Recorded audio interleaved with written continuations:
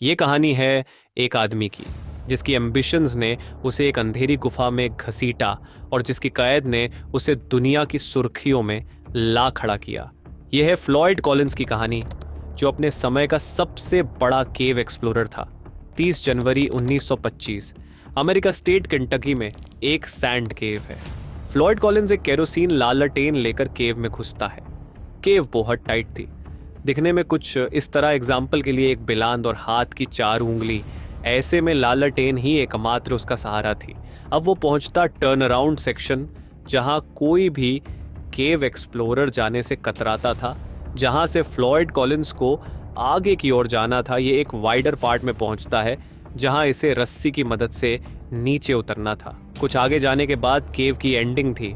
Floyd Colin को उम्मीद थी वो ज़रूर कुछ नया खोजेगा। इसी के चलते वो हर रोज़ आता और पत्थर निकालता ताकि दूसरी तरफ केव का रास्ता बनाया जा सके। ये फ्लॉयड कॉलिन का रूटीन वर्क था।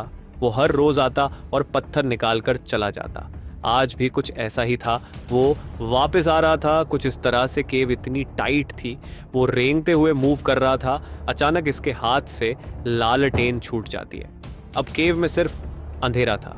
अंधेरा के अलावा यदि कोई था तो वो था फ्लॉयड कॉलिन। फ्लॉयड कॉलिन बिल्कुल भी नहीं घबराता, वो हिम्मत के साथ मूव कर रहा था। तभी अचानक उसका पैर एक केव के ऊपर वाले हिस्से से टकराता है। तभी एक लूज पत्थर उसके पैर के ऊपर गिर जाता है। अब वो अपना पैर निकालने की कोशिश करता, तभी छोटे छोटे लूज पत्थर और गिर जाते हैं। अब फ्लॉयड एक बेहद नाजुक सिचुएशन में ट्रैप हो चुका था। वह अपने पैर को पत्थर के नीचे से निकालने की हर संभव कोशिश करता रहा, लेकिन पत्थर अब उसके लिए विशाल बाधा बन चुका था। केव के अंदर ठंड और घुटन भरा माहौल उसके लिए और भी घातक हो रहा था। अब उसके पास एक ही ऑप्शन था, कॉल आउट फॉर हेल्प। वह हेल्प के लिए चिल्लाता है, चीखता है, लेकिन उसकी आवाज बाहर तक नहीं जा पाई। अब यहाँ शुरू होती है फ्लॉयड कॉलिन की survival journey. Floyd Collins was another great dramatic story. Collins had been trapped in a Kentucky cave by a falling boulder, and the whole wanted to know from hour to hour what progress his rescuers were making. Floyd Colin 20 जून 1887 को लोगन county Kentucky में पैदा हुए। मात्र 6 साल की उम्र से ही उनका केव एक्सप्लोर करने में अच्छा खासा इंटरेस्ट था। केंटकी एक जगह है जहां 100 केव एक दूसरे से इंटरकनेक्टेड है। आज इस जगह को मैमथ केव नेशनल पार्क के नाम से जाना जाता है।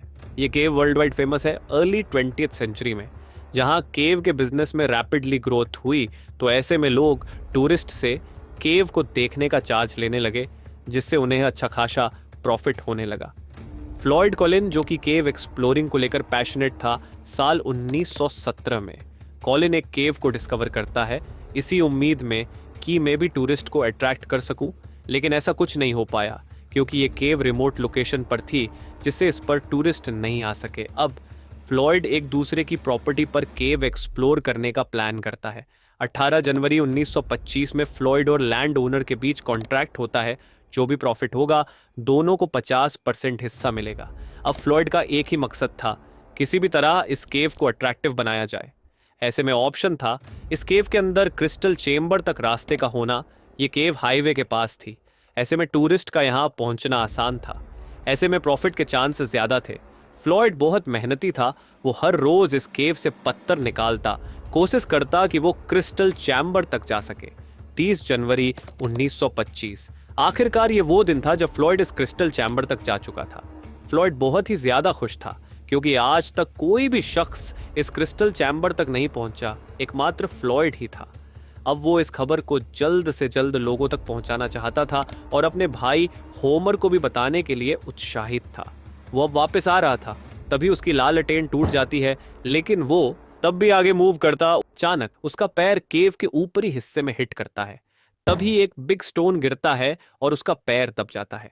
वो स्टोन को हटाने की कोशिश करता है, लेकिन वो जितनी बार कोशिश करता है, उतनी ही बार छोटे छोटे स्टोन के पीसेस और गिर जाते हैं। अब वो और भी ज्यादा पत्थरों से ढक जाता है। ऐसे में वो हेल्प के लिए चिल्लाता है, लेकिन उसकी आवाज 60 फीट केव में नीचे होने की वजह से किसी को भी सुनाई नहीं देती। अब वो पूरी तरह थक जाता है, वहीं आराम करता है। 30 जनवरी 1925 का पूरा दिन और पूरी रात गुजर जाती है। अब फ्लॉयड को केव में फंसे 20 घंटे हो चुके थे। नेक्स्ट डे इनकी किस्मत अच्छी थी। प्रॉपर्टी के मालिक केव के पास पहुंचते हैं। उन्हें कॉलिन के कपड़े दिखाई देते हैं। तभी वो केव के अंदर जाता है। जैसे ही वो केव के टर्न अराउंड सेक्शन के पास पहुंचता है तो वहाँ कॉलिन हेल्प मांग रहा था। अब ऐसे में ये खबर हर जगह फैल जाती है। अब तक फ्लॉयड को केव में फंसे 38 घंटे हो जाते हैं। केव हाईवे के पास थी, इसलिए काफ़ी ज़्यादा लोग जमा हो चुके थे, लेकिन इनमें से कोई भी बंदा मदद के लिए आगे नहीं आता। तभी फ्लॉयड कॉलिन के भाई होमर कॉलिन हिम्मत दिखाता है और होमर केव में जाता है। जैसे ही वो टर्न अराउंड सेक्शन के पास पहुंचता है तो वो देखता है ये काफ़ी छोटा सेक्शन था। ऐसे में इसमें जाना हर किसी के लिए जोखिम भरा काम था, लेकिन होमर कॉलिन हिम्मत करता है और आगे की ओर जाता है। तभी होमर अपने भाई को टच करता है। यहाँ सिचुएशन काफ़ी ख़राब थी। ऐसे में दो ही ऑप्शन थे। होमर सीधा आए तो केव काफ़ी टाइट थी, जिससे उसके हाथ पत्थरों तक पहुंच ही नहीं पा रहे थे।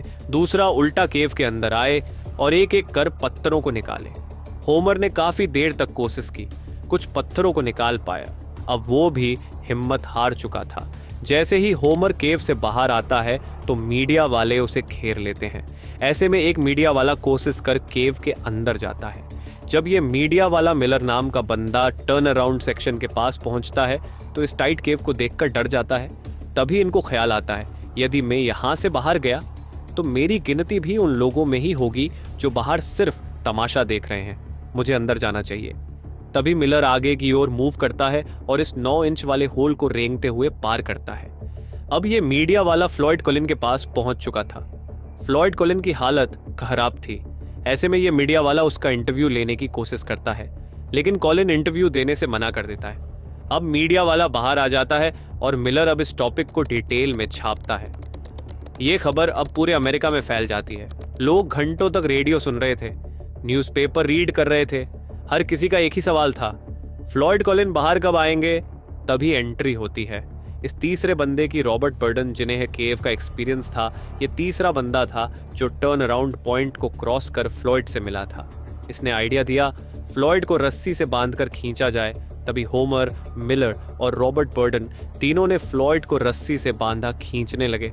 तभी फ्लॉयड ने आवाज़ दी, स्टॉप इट कैन हार्म मी। यदि ये खींचना बंद नहीं करते तो फ्लॉयड की बॉडी 2 हिस्सों में टूट सकती थी, क्योंकि फ्लॉयड कुछ इस तरीके से ऊपर खींच रहा था जिससे आगे आने की बजाय वो केव के ऊपरी हिस्से में फंस रहा था। अब ये तीनों भी बाहर निकल जाते हैं। अब मिलर इस टॉपिक को और डिटेल में छापता है। इस पर आर्टिकल लिखे जाते हैं। ये आर्टिकल बहुत ही जल्द फेमस हो जाते हैं। अब ये खबर पूरी तरह फैल जाती है।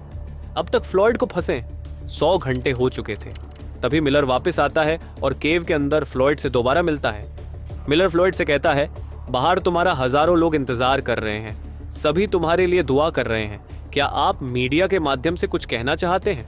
तभी फ्लॉयड कहते हैं, I believe I would go heaven. I can feel that I am going to be taken out alive with both feet. I kept thinking what would happen if above would me fall. I kept thinking to drive my mind to do something else, but it wasn't much use. I couldn't do much help to those who came to help me, but I knew that a lot of people were willing to do all their power and give me courage. Tuesday morning I thought to be myself, 4 days down here and no nearer freedom that was on first day. How it will finish. Will I get out? I could think of it. I have faced death before. It couldn't fight me. But it is so long. ये खबर अब हर जगह फैल चुकी थी। लोग Floyd की बचने की दुआ कर रहे थे। अब यूएस प्रेसिडेंट भी इसमें इंटरेस्ट ले रहे थे। केव के बाहर क्राउड इस कदर जमा हो चुका था, आसपास के सारे होटल फुल हो गए। यहाँ तक कि आसपास के लोकल लोग अपने घरों में रुकने का भी चार्ज कर रहे थे। 5000 से ज़्यादा व्हीकल केव के बाहर पार्क किए जा चुके थे। अब तक फ्लॉयड को फंसे 115 घंटे हो चुके थे। अब गवर्नमेंट भी इसमें इन्वॉल्व हो चुकी थी। तभी गवर्नमेंट की तरफ से रेस्क्यू टीम यहाँ पहुँचती है। कुछ रेस्क्यूअर केव के अंदर जाकर केव को एग्जामिन करते हैं। तभी फ्लॉयड पानी मांगता है, लेकिन जब रेस्क्यूअर पानी देने लगता है तभी फ्लॉयड पानी लेने से मना कर देता है। ऐसे में रेस्क्यूअर समझ जाता है आखिर यहाँ क्या चल रहा है। फ्लॉयड पानी नहीं मांग रहा, बल्कि वो अपने साथ मुझे भी ट्रैप कराना चाहता है, क्योंकि कॉलिन को यहाँ फंसे 5 दिन हो चुके थे। ऐसे में वो चाहता था वो अकेला ना मरे, कोई और भी साथ में हो। लेकिन रेस्क्यूअर पूरा माजरा समझ चुका था।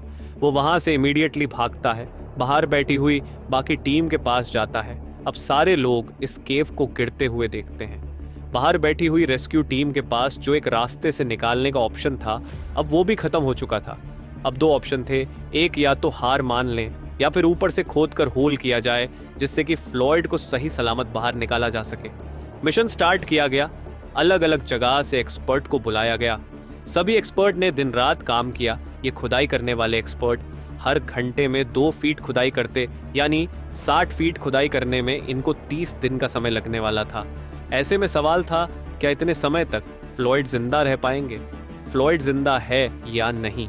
इसको एक रेडियो फ्रीक्वेंसी बल्ब के जरिए कनेक्ट किया हुआ था, यानी बल्ब जब तक चालू है तो फ्लॉयड जिंदा है, बल्ब बंद तो फ्लॉयड की ब्रीदिंग बंद।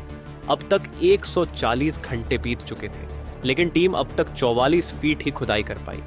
तभी मौसम खराब हो जाता है, बारिश होने लगती है, ओले गिरने लगता है। ऐसे में जो भी खुदाई की उसके भी कोलैप्स होने के चांस इंक्रीज हो गए। अब तक कॉलिन को फंसे 260 घंटे हो चुके थे। लोग भी वापस जाने लगे, तभी बल्ब भी बंद हो जाता है। 16 फरवरी 1:30 पर खुदाई फ्लॉयड तक हो चुकी थी, यानी होल पूरा बनाया जा चुका था। जब होमर लाइट जलाकर फ्लॉयड की तरफ देखते हैं तो फ्लॉयड का मुंह खुला हुआ था। फ्लॉयड कॉलिन इज नो मोर। यदि होल 3 दिन पहले बन जाता तो शायद फ्लॉयड को बचाया जा सकता था, क्योंकि 3 दिन पहले ही बल्ब बंद हुआ था, यानी फ्लॉयड 3 दिन पहले ही मरा था। इस तरह फ्लॉयड कॉलिन का दर्दनाक तरीके से अंत हो जाता है।